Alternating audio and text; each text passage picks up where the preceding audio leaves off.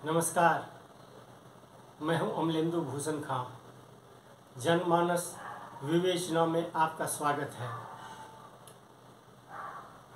कहा जाता है कि साल 1933 में महात्मा गांधी गंभीर रूप से बीमार हो गए थे। उस समय डॉक्टर वीसी राय यानी विधान चंद्र राय देश के जाने माने चिकित्सकों में शामिल थे।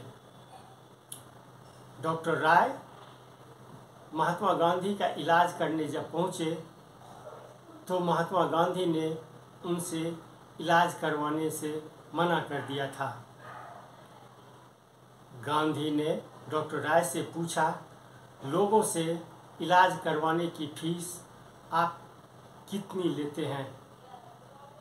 तो डॉक्टर राय ने कहा 2 रुपये।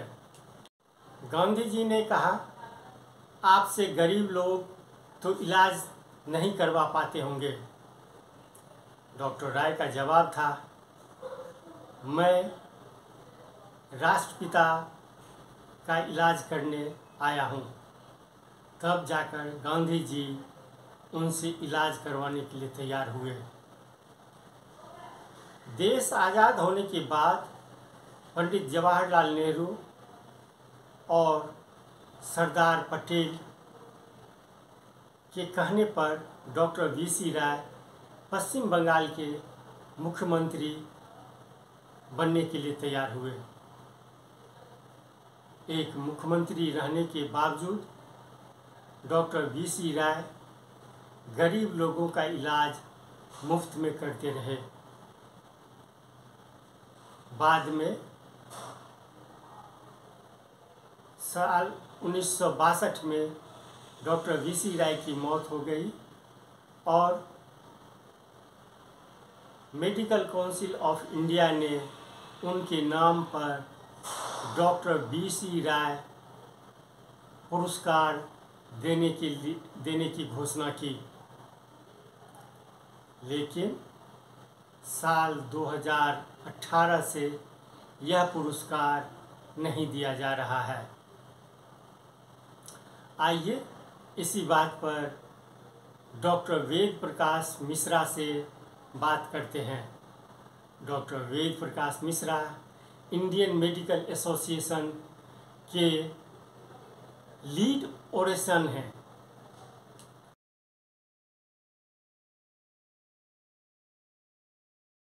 चंद्र रॉय, इनकी स्मृति के अंतर्गत ये एंडोमेंट बनाया गया। इस एंडोमेंट के तहत हर वर्ष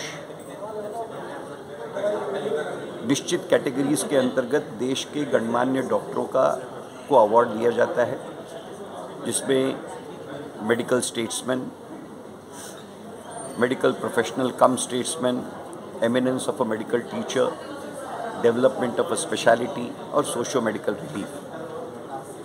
इसकी चयन समिति होती है।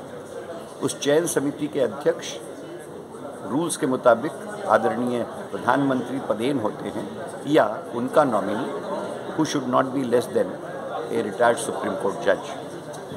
पूरी प्रक्रिया होती है और उस प्रक्रिया के तहत ये अवार्ड्स राष्ट्रपति भवन में दिए जाते हैं महामहिम राष्ट्रपति के हाथों, और डॉक्टर्स डे के दिन ये कार्यक्रम होता है जो अवार्ड्स के कन्फरमेंट का। ये अत्यंत प्रतिष्ठामय अवार्ड्स हैं और डॉक्टरों को उनकी कामगिरी के लिए मान्यता के स्वरूप प्रदान किए जाते हैं। 2017 तक के अवार्ड्स डिस्ट्रीब्यूट हो चुके हैं, हर साल होते हैं, लेकिन 2018 से लेकर के 4 वर्ष हो गए ये अवार्ड्स का वितरण अभी तक नहीं हुआ। इसके क्या कारण हैं नहीं मालूम, परंतु 2018 के बाद में ये हर वर्ष होने वाली प्रक्रिया 4 वर्षों से खंडित है और अवार्ड्स नहीं दिए जा रहे हैं। इंडियन मेडिकल एसोसिएशन ने इसको लेकर नेशनल मेडिकल काउंसिल को ज्ञापन दिया। उस ज्ञापन के तहत ये बतलाया गया कि नेशनल मेडिकल कमीशन ने गवर्नमेंट ऑफ इंडिया को लिख करके कहा है कि ये अवार्ड्स के डिस्ट्रीब्यूशन का क्या किया जाए। भारत सरकार को भी आईएमए ने ज्ञापन दिया है और ये चर्चा के दौरान स्वीकृत किया गया कि हाँ, अब अवार्ड जिन भी किन्हीं कारणों से बाधित हैं उस प्रक्रिया को शुरू होना अनिवार्य है।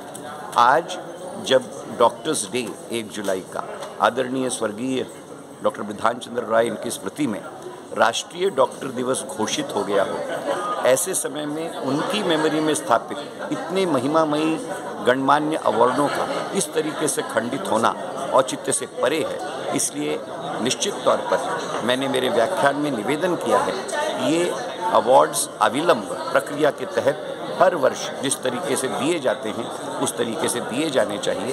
और ये एक स्वतंत्र प्रक्रिया है जिसके अंतर्गत नेशनल मेडिकल कमीशन केवल क्रियान्वयन की दृष्टि से सम्मिलित होती है। तत्कालीन मेडिकल काउंसिल और आज नेशनल मेडिकल काउंसिल के अध्यक्ष एंडाउमेंट कमेटी के अध्यक्ष होते हैं और उनके सचिव पदेन सचिव होते हैं। केवल इस क्रियाशीलता को गतिमान करने के लिए वस्तुति रखी गई है। ये नेशनल मेडिकल कमीशन या मेडिकल काउंसिल ऑफ इंडिया के अवार्ड्स या भारत सरकार के अवार्ड्स नहीं हैं। ये अवार्ड्स उस एंडाउमेंट फंड के तहत दिए जाते हैं जो उनकी मेमोरी में क्रिएट किया गया है।